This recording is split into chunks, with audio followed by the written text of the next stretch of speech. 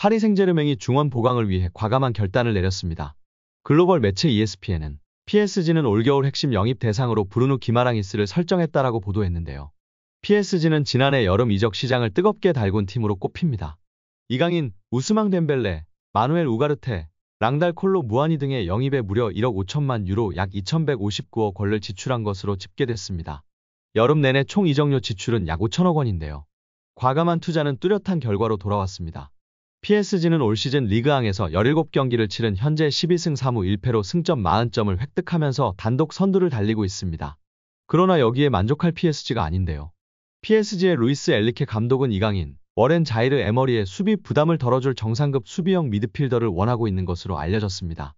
메뉴의 카세미로도 링크가 떴었는데요.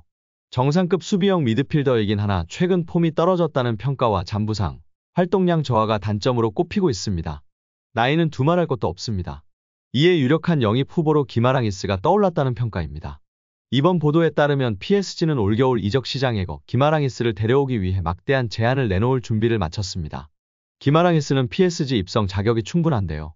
지난 2022년 뉴캐슬에 입단한 이후 빠르게 프리미어리그에 적응하며 최고 무대에서의 경쟁력을 증명했습니다. 이미 뉴캐슬의 핵심으로 자리매김했습니다. 올 시즌 모든 대회를 통틀어 28경기 한 골 3도움을 올리며 뉴캐슬에서 없어서는 안 될 존재라는 평가를 받고 있습니다. 브라질 대표팀 경력도 착실하게 쌓고 있는데요. 지난 2020년 A매치 데뷔전을 치른 기마랑이스는 지난해 11월 치러진 두 차례의 경기에서도 모두 선발 출전했습니다. 기마랑이스 영입에 대한 PSG의 의지는 확고한데요. EPS에는 PSG는 기마랑이스 이적을 설득하기 위해 1억 1,500만 유로 약 1,655억 원의 이적료를 뉴캐슬에 제안할 것이다 라고 전했습니다. 이미 우가르테라는 수비형 미드필더를 여름에 데려온 PSG인데요. 오버페이라는 이야기를 듣기도 했습니다. 수비력은 검증이 된 선수이나 발미치 엘리케 감독이 선호하는 수준이 아닌 것으로 평가받고 있습니다.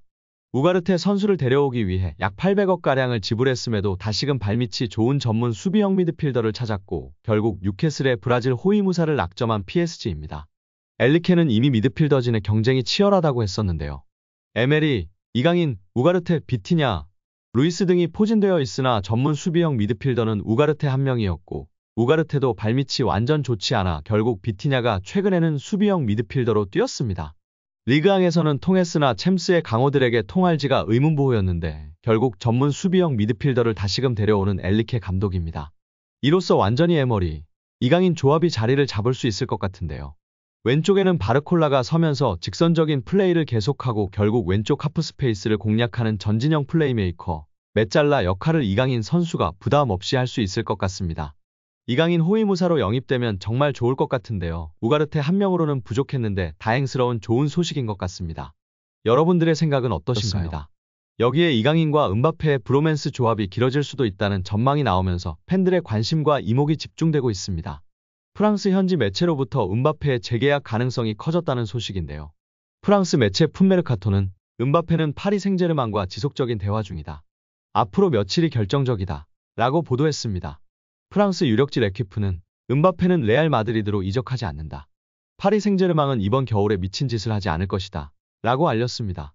풋메르카토는 은바페는 2024년 6월 계약이 끝난다라며 내년 1월부터 자신이 원하는 구단과 계약을 논의할 수 있다. 레알 마드리드, 리버풀, 사우디아라비아 구단과 계약할 수도 있다. 또는 은바페는 파리 생제르맹에서 모험을 계속할 것이라고 밝혔습니다. 이어 매체는 레퀴프를 인용해 은바페의 상황은 변하지 않았다. 파리 생제르맹 측과 계속 상의 중이다라며 지난 경기에는 동생 에단 은바페가 공식 경기에 나서기도 했다라고 전했습니다. 스페인은 여전히 은바페의 레알 마드리드행을 바라는 눈치인데요. 아스는 은바페가 레알 마드리드로 오면 치명적인 공격진을 형성할 수 있다. 비니시우스 주니어르, 호드리고, 은바페가 한 팀에 뛰는 것을 볼 수 있다라고 설명했습니다. 과거 은바페는 레알 마드리드행 직전까지 갔다. 2022년 여름 이적 시장 당시 은바페는 레알 마드리드와 세부 조율까지 마쳤다.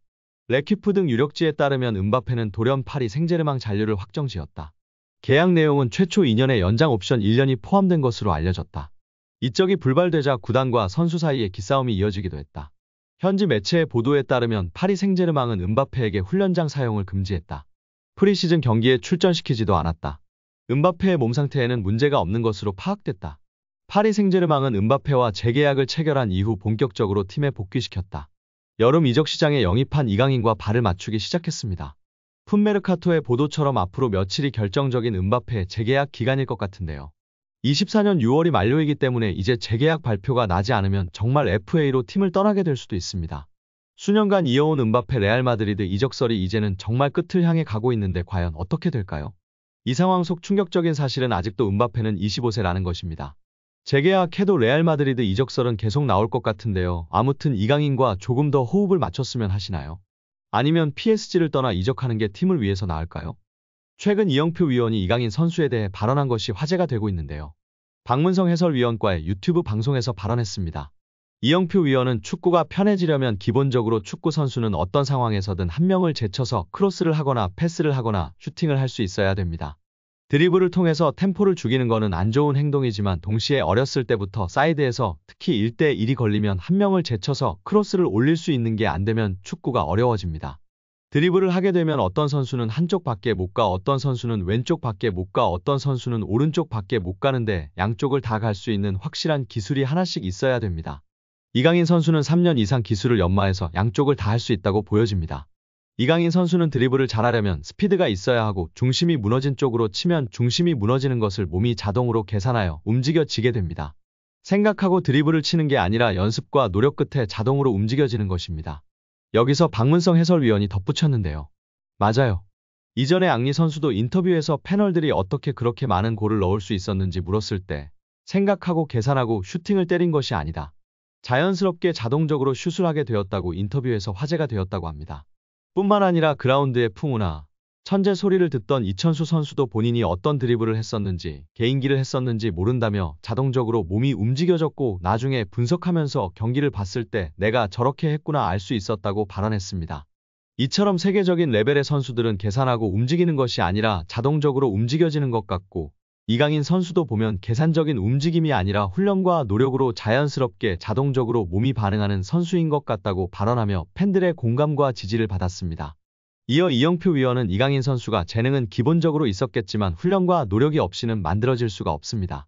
또한 이강인 선수의 강점은 드리블도 있고 시야도 있고 정확한 왼발킥도 있고 터치가 굉장히 강점이 있다고 생각합니다. 멀리 볼 수 있는 능력은 킥이 자신 있는 선수들이 자연스럽게 보여지고 나타낼 수 있습니다. 어떤 선수들은 드리블을 잘하는 선수는 자기가 드리블을 보여주고 싶어하고 패스를 잘하는 선수는 패스를 보여주고 싶어하기 때문에 좋은 킥, 멀리 보낼 수 있는 킥이 장점인 선수는 자연스럽게 시야가 넓어지고 시야가 넓은 것처럼 보여지게 됩니다. 어린 선수들에게 멀리 보라, 시야를 넓혀라 라며 가르치기보다는 좋은 킥을 멀리 찰 수 있는 킥을 가르치면 자연스럽게 시합에서 연습한 킥을 보여주려고 하기 때문에 시야가 넓어지고 넓혀진 모습을 볼 수 있다고 발언하였습니다. 이어 최근 프랑스 언론의 비판에 대해서도 이야기했는데요. 이강인을 향한 언론 비판은 일도 신경 안 써도 됩니다. 한국에서처럼 선수를 비난 잘하지 않는 문화가 아닙니다. 한국에서는 정말 엄청나게 큰 잘못을 저질렀을 때 비난하나 외국은 그냥 막 합니다. 그들의 문화이고 경쟁이라 신경 쓸 필요가 전혀 없습니다. 유럽에서도 크게 신경 쓰지 않는 편입니다. 거기에 일희일비할 필요 없고 비난을 받더라고 원래 그런다 생각하는 게 팬들도 선수도 좋다고 발언했습니다. 이어 이영표 위원은 이강인 선수가 수비할 때 압박이 안 된다는 단점이 있었는데 약점이라고 지적되던 수비 전환, 수비의 능력을 키웠다는 것이 정말 대단한 것이라며 치켜세웠습니다. 이는 특히 선수의 태도의 문제이기 때문에 이런 것들을 지적을 받으면 자기가 수비력을 키우는 게 아니라 나도 수비를 열심히 하는 척해야지 라는 선수가 있는데 이강인 선수는 진짜 수비를 하는 것이라며 극찬하였습니다. 특히 이런 태도를 갖고 있는 선수는 길게 선수 생활을 하고 겸손하기 때문에 대성하는 경우가 많다고 발언했습니다.